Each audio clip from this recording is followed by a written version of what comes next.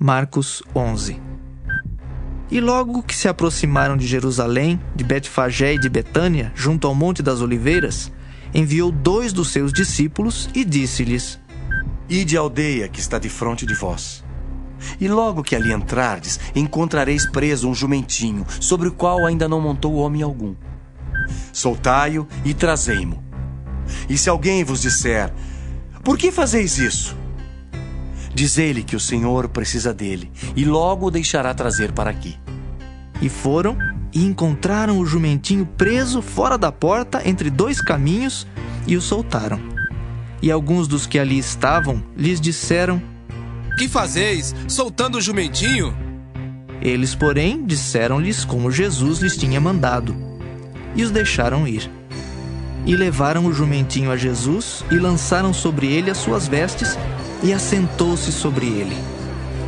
E muitos estendiam as suas vestes pelo caminho, e outros cortavam ramos das árvores e os espalhavam pelo caminho.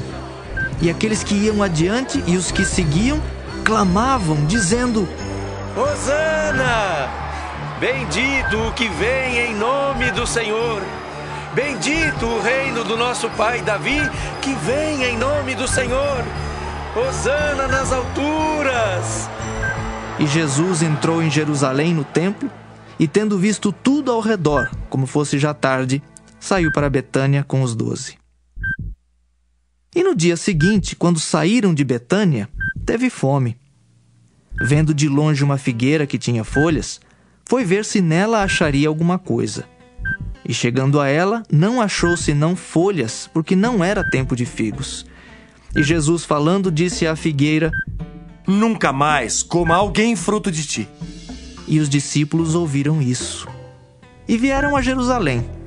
E Jesus, entrando no templo, começou a expulsar os que vendiam e compravam no templo, e derribou as mesas dos cambistas e as cadeiras dos que vendiam pombas.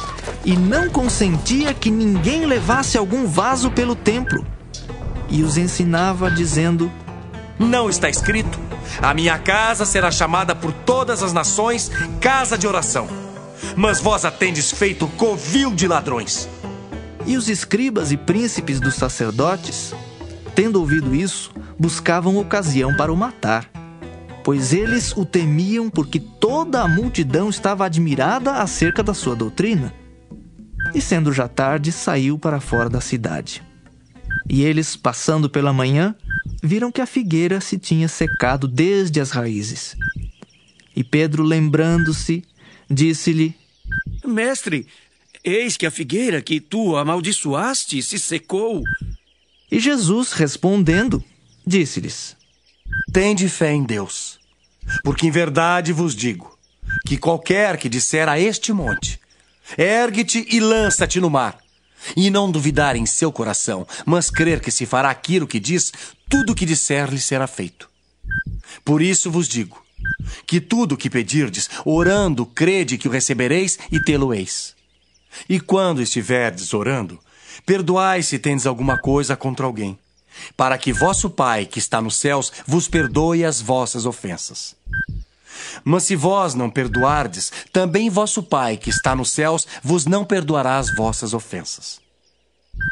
E tornaram a Jerusalém.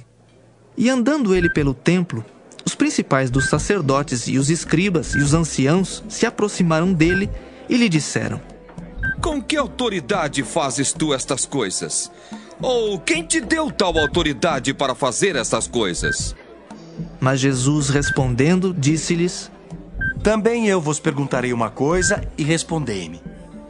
E então vos direi com que autoridade faço estas coisas. O batismo de João era do céu ou dos homens? Respondei-me.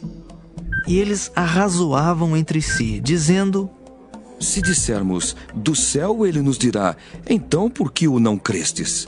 Se porém dissermos dos homens, tememos o povo, porque todos sustentavam que João verdadeiramente era profeta.